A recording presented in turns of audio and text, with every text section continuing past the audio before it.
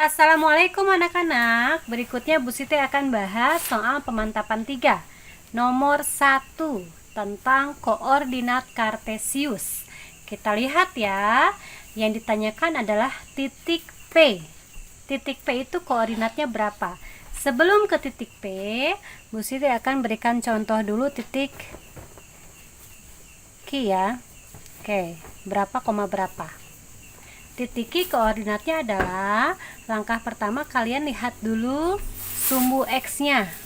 Sumbu X itu yang mendatar, sumbu Y itu yang ke bawah ya, yang vertikal, sumbu X yang horizontal. Kita lihat titik Q ini, di sumbu X-nya menunjukkan angka berapa? Di sumbu X-nya angka 5, kalau titik Y-nya menunjukkan angka 2 ya. Di garis Y-nya, di sumbu Y-nya menunjukkan angka 2. Jadi titik Q koordinatnya adalah 5,2. Lalu titik R berapa koma berapa? Sumbu X dulu yang kita lihat, sumbu X yang ini ya. Oke, 3,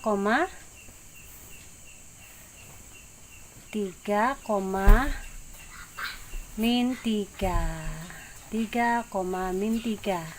Sekarang kita tentukan titik S.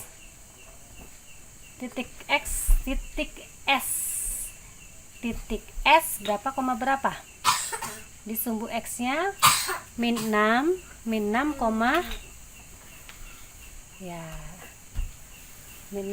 min 3. Sekarang titik P ya. Yang ditanyakan di soal adalah titik P. Titik P-nya berapa koma berapa? Negatif 4,2 ya. Jadi jawabannya titik P adalah negatif 4,2. Selesai. Berikutnya Bu Siti akan bahas soal nomor 3 ya. Perhatikan gambar berikut. Panjang sisi AB 15 cm ya. AB itu 15 cm yang kita simpulkan itu menjadi panjang. Panjangnya 15 cm. Lalu lebarnya atau BC itu atau lebarnya itu adalah 8 cm. Kemudian AE itu sebagai tingginya. AE adalah 10 cm. Oke, pertanyaannya adalah volume balok tersebut. Rumus volume balok, jangan lupa ya, P kali L kali T, panjang kali lebar kali tinggi. Panjangnya berapa? 15 cm. Lebarnya 8 cm. Tingginya 10 cm. Ini tinggal dikalikan saja. Hasilnya adalah 15 kali 8 berapa? 120. Kalikan 10. 1200 cm kubik. Selesai. Selanjutnya Bu Siti akan bahas soal nomor 4. Sebuah bak mandi berbentuk kubus dengan panjang rusuk 12 dm ya. Kita tuliskan rusuknya itu adalah 12 dm. Banyak air yang diperlukan untuk mengisi bak mandi tersebut hingga penuh adalah berapa desimeter kubik? Yang ditanyakan adalah volume. Ingat, volume kubus rumusnya adalah R pangkat 3. Kita jabarkan menjadi R kali R kali R ya, agar tidak terkecoh dengan kalau R-nya 2 pangkat 3 menjadi 6. Ada yang suka menjawab seperti itu. Jadi lebih baik kita jabarkan saja jari-jari, bukan jari-jari, rusuk ya. Rusuknya 12 desimeter. 12 desimeter kali 12 desimeter kali 12 desimeter. Berapa jawabannya? Boleh dihitung? 12 kali 12 144. 144 kali 12 1728 desimeter kubik atau liter ya. Desimeter kubik itu setara dengan liter. Selesai. Berikutnya kita akan bahas soal nomor 5. Jarak antara kota Karawang ke kota Bandung 120 km. Ini ada kaitannya dengan kecepatan ya. Jaraknya 120 km. Kita tuliskan dulu. Jaraknya 120 km. Seorang pengendara sepeda motor berangkatnya pukul berapa?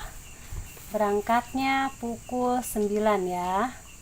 Berangkat pukul 9 dan tibanya pukul 12. Nah, dari kedua keterangan ini kita bisa simpulkan waktunya berapa jam. Waktu itu adalah lamanya perjalanan. Berangkat pukul 9, sampainya pukul 12. Artinya lama perjalanannya berapa jam? 9, 10, 11, 12. 3 jam ya. Atau boleh kita cari dengan waktu tiba. Khawatir nanti angkanya tidak pas ya, dicarinya dengan seperti ini. Waktu tiba dikurangi waktu berangkat. Berapa jam? 3 jam. Jadi lama perjalanannya adalah 3 jam. Oke. Sekarang yang ditanyakan adalah kecepatannya berapa. Sebelum ke kecepatannya, mencari kecepatannya berapa kilometer per jam, kita ingat lagi tentang rumus kecepatan yang sudah dibuat segitiganya untuk memudahkan mengingat ya. Kecepatan adalah jarak dibagi waktu, atau yang bagian atasnya ini kita isi dengan jarak ya, bawahnya kecepatan dan waktu, terserah mau dibalik juga tidak apa-apa ya. Kecepatan, waktu, tertukar tidak masalah. Di sini waktu, di sini kecepatan, tidak masalah. Kalau yang ditanyakannya jarak, berarti kecepatan kali waktu. Kalau yang ditanyakannya kecepatan, berarti jarak bagi waktu. Kalau yang ditanyakannya waktu, berarti jarak bagi kecepatan. Di soal ini yang ditanyakannya adalah kecepatan. Sehingga rumusnya adalah kecepatan adalah jarak dibagi waktu. Itu rumusnya. Sekarang kita selesaikan.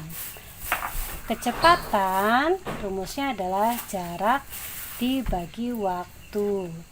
Jaraknya berapa kilometer? Nih, 120 km jaraknya ya. Sedangkan waktunya, waktu itu lama perjalanannya. Dari Karawang ke Bandung lama perjalanannya berapa jam? Lama perjalanannya adalah 3 jam.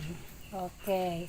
120 dibagi 3 adalah 40. Satuannya kilometer per jam. Selesai.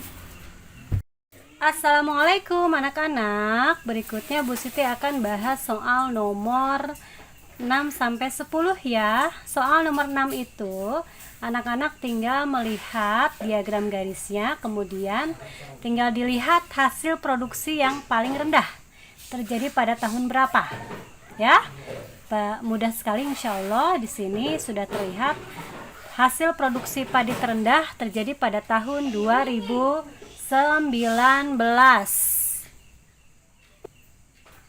Nah, sekarang kita akan bahas soal nomor 7.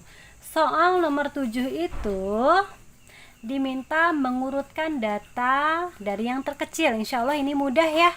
Anak-anak tinggal lihat saja yang terkecil itu yang mana. disimpan di yang paling depan.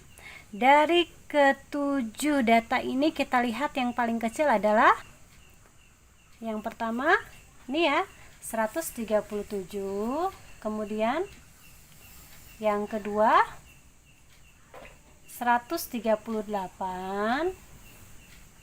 Yang ketiga 139-nya ada 3 ya.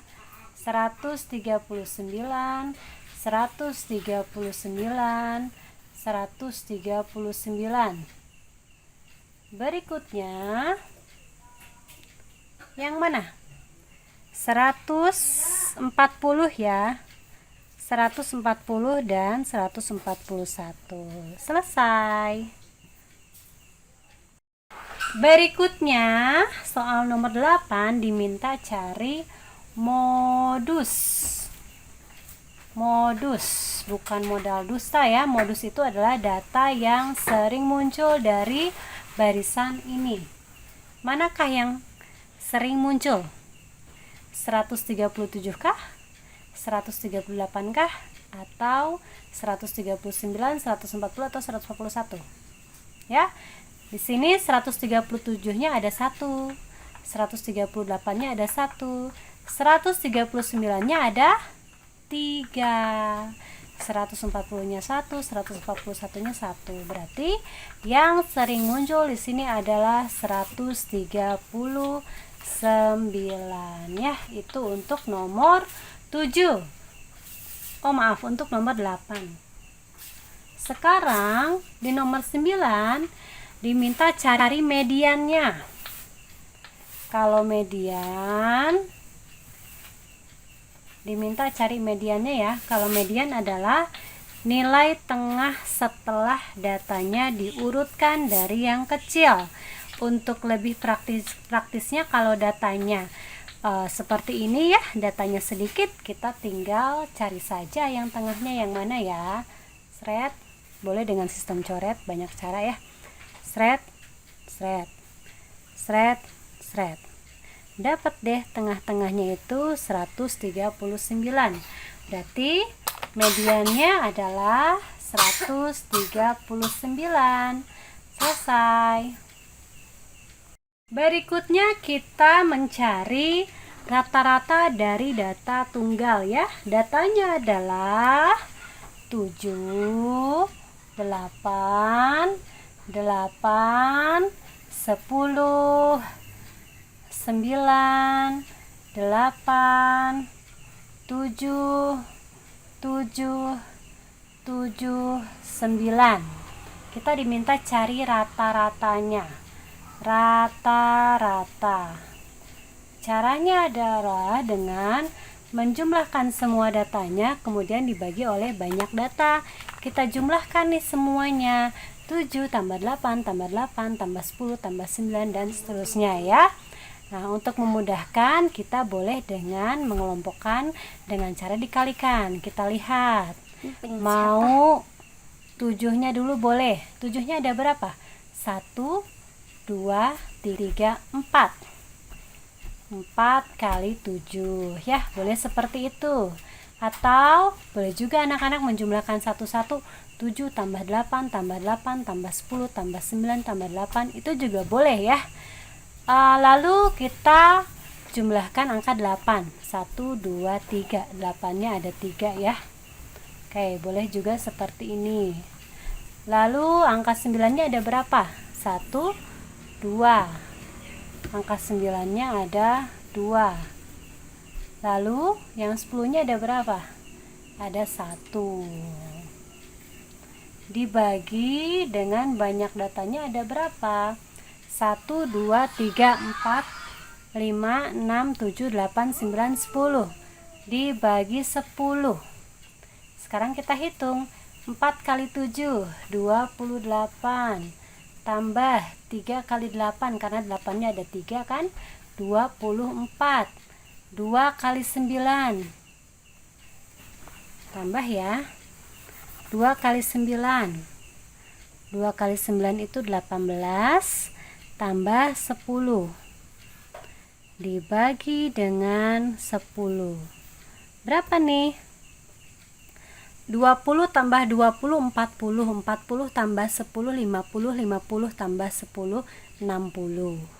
Ya, puluhannya ada 60. Sekarang kita hitung satuannya.